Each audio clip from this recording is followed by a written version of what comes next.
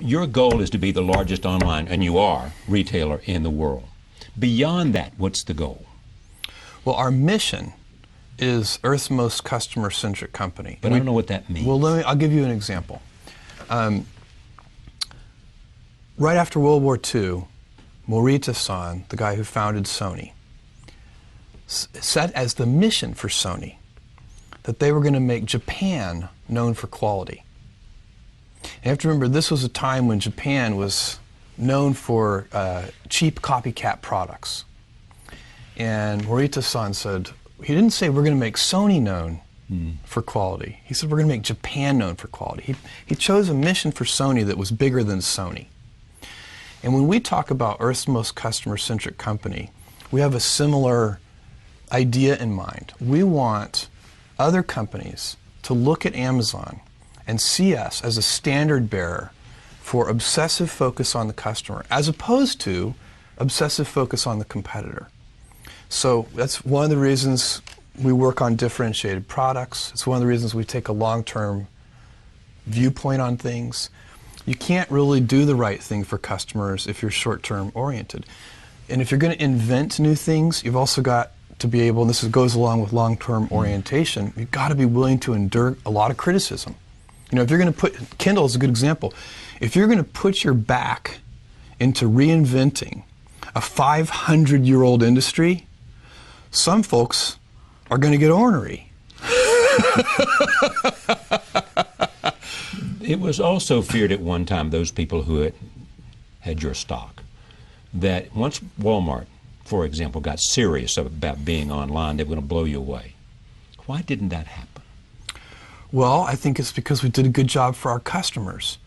So, you know, you go back in time and we've been called Amazon.toast. Right, I remember. Amazon.con, Amazon.bomb. You know, this is all like in the first 3 years of our existence. Sure, yeah. And that's part of what I'm talking about, the willingness to be misunderstood. If you're going to do things, we lay out what we're doing and we tell people, you know, how we think about things. Like I'm saying to people, you know, the iPad is not a Kindle killer. I'm very clear about that, but it doesn't keep people from writing that. And I'm very clear about why. It's a totally differentiated device. It's $139. Works in bright sunlight. You can read with one hand. It's so light and the battery lasts a month. For $139, why wouldn't you want a device like that? Okay, but let me go back to the Walmart issue, though. Yeah. What was it that made you able to sustain a challenge from the world's greatest retailer? Obsessive customer focus on... But how do you focus on the customer better than they focus on the customer? Well, I mean, they're pretty good at focusing on the customer, too. But we're very differentiated in how we do it. And so our approach, if you think about our retail business, which I think is what you're asking about here, there are really three things that we know are critical. Well, that's the heart and soul of your business, isn't it? Well, and especially relative to the Walmart question, Yeah. I think that's the key.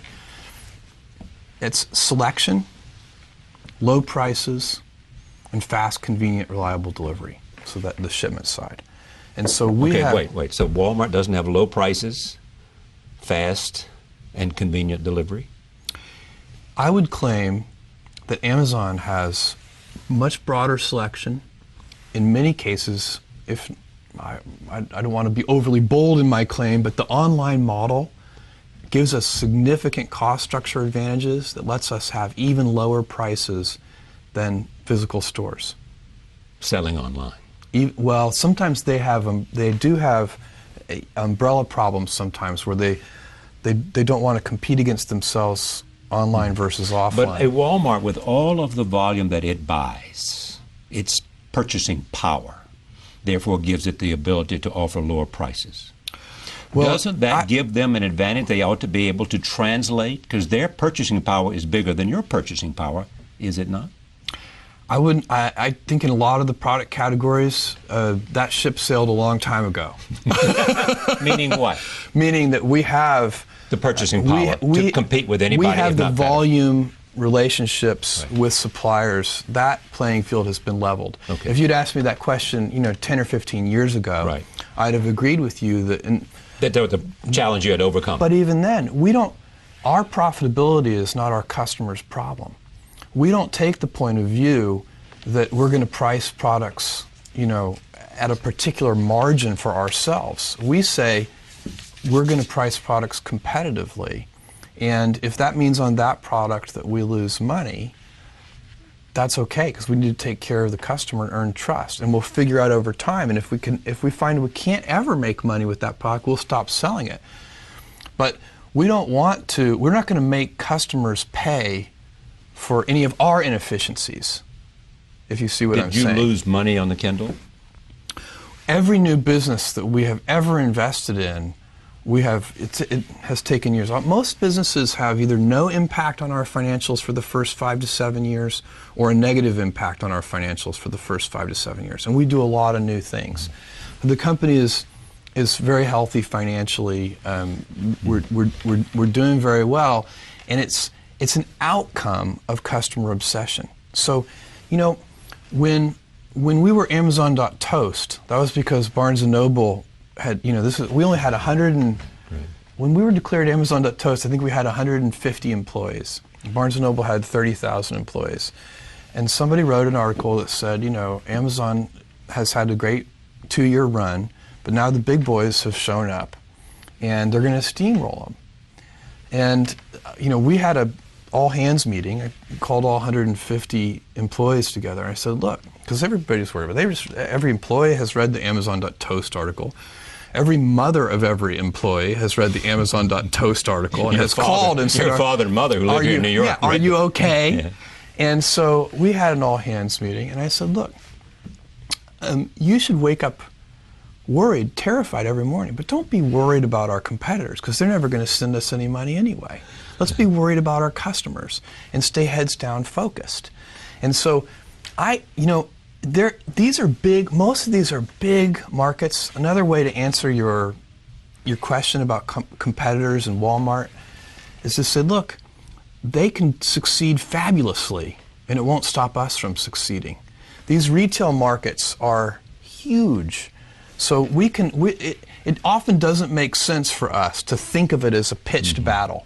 Sometimes people think about business as it's kind of like a sporting event. There's a winner and a loser. It's not a zero-sum game. It usually isn't. I'm sure there are cases where, but most often, industries succeed. So I can tell you, I think e-commerce is succeeding. And the way we think about it, nobody else has to fail for us to do well. I think ebooks is like that. I think there are going to be many winners. I think ebooks is going to be a huge industry. Well, there are many competitors now. I mean, you've got Barnes & Noble is one of them, Sony is another now, Apple is another. But I have a list of 50 competitors that we could walk through. I mean, all over the world doing different things. And our focus is going to be, we'll try to pay attention to those competitors, but we're not going to obsess over them. We're going to obsess over readers, and that because those are the people who are buying that device. And we're going to make it, and it's not just a business for us, it's a mission for us. And missionaries build better products. What is Jeff Bezos thinking about today in 2010 that we might not know anything about that he thinks may be a reality in 2013 or 2015? Well, where is one of the things is the Amazon Web Services business. Now, there's a business that probably this is Amazon Cloud stuff? Yes. And there's a business that's growing. It's in a hyper-growth phase. It's already a significant business. That's a business that probably is not getting as much attention as it deserves. Is there a dominant player in the cloud business now? Well, Amazon, in the infrastructure part of it, which is the part that we play in, Amazon is by far the leader. Right. It started mostly with startup companies, but now it's big enterprises adopting. The best analogy I can give you for this is it's like the electric grid.